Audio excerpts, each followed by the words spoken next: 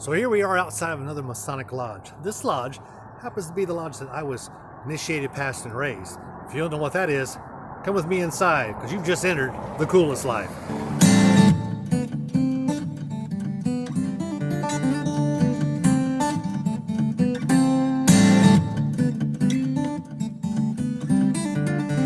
So here we are upstairs at Midland Lodge, number 144 in Columbus, Georgia.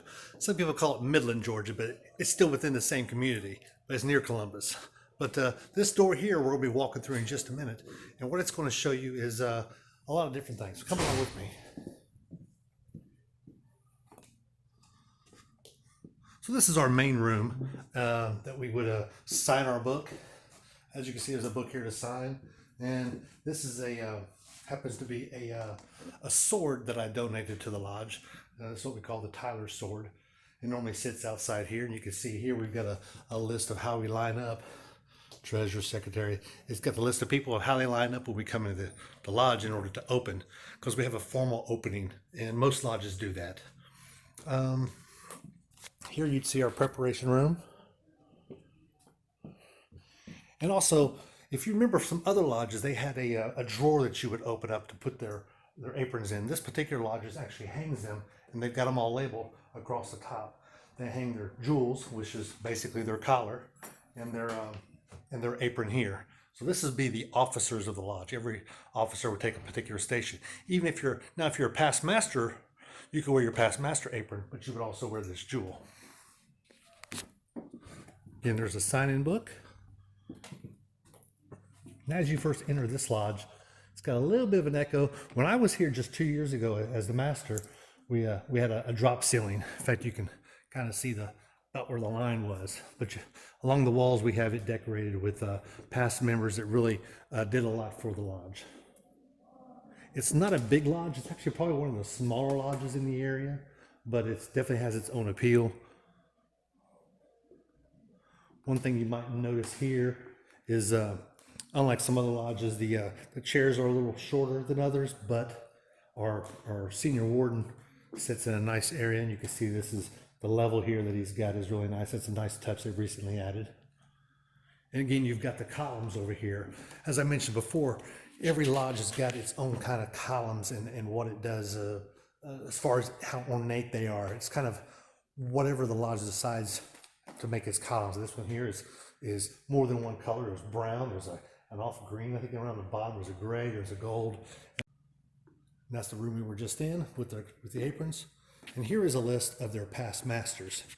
They've got them dating back. Some they don't have pictures of, because this was probably put together sometime after they even had pictures of some of them.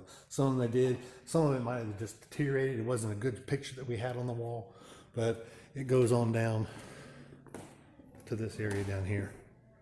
Now, if you remember in Mount Hermon Lodge, Mount Hermon actually set their chaplain right over here, what we call the Masonic North. Now, we don't have a particular chair. Our chaplain sits where most Georgia lodges, in that chair right there, which is right next to the senior warden.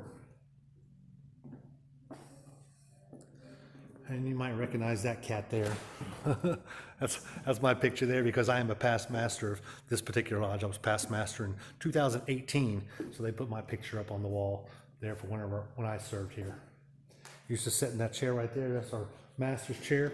And you can see here in the middle, they've got the oils of corn, wine, and oil. They got in the center. Looks like our brotherly love level there is a little crooked.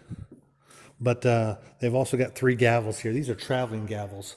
The gavels have to do with, it's really to help encourage brothers to visit one another and visit other lodges around the area. If they know they've got a gavel, they might send 4 or 5 brothers up there to get that. Now, I say 4 or 5.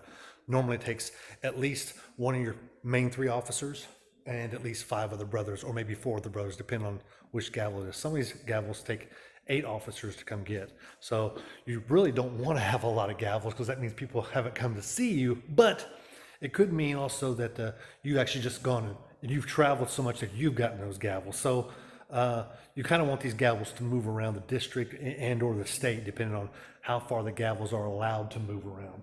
Some of the gavels are just for this particular district. Some can go out of the state, and others cannot. There's also a trophy.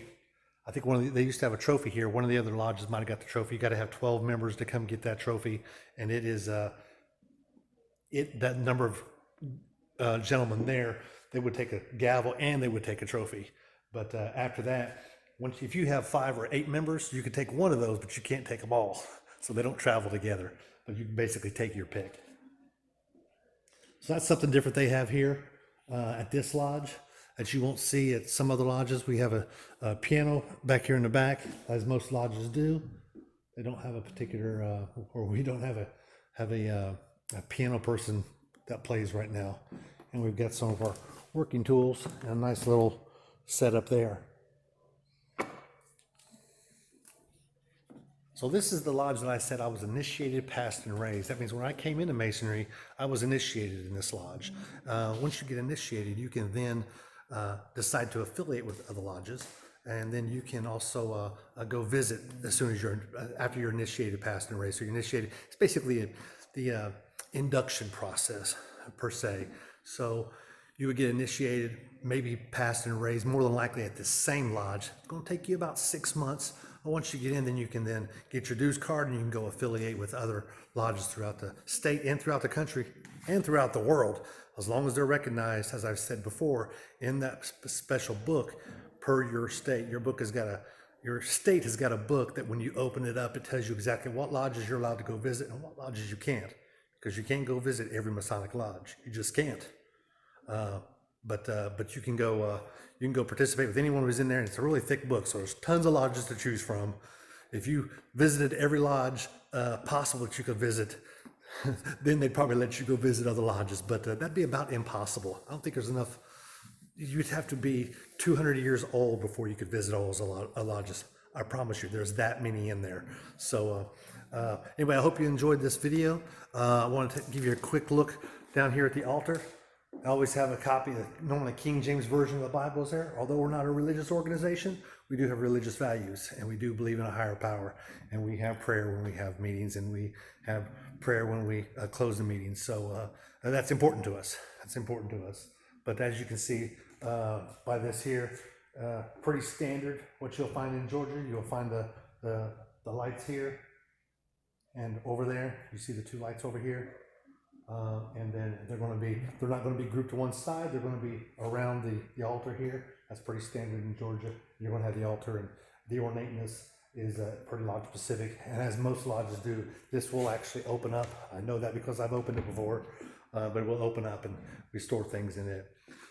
I hope you enjoyed the visit to Midland Lodge, number 144, the lodge that I was initiated, passed, and raised in, and served as Worshipful Master. Come see them. They meet twice a month. You are now leaving the coolest life.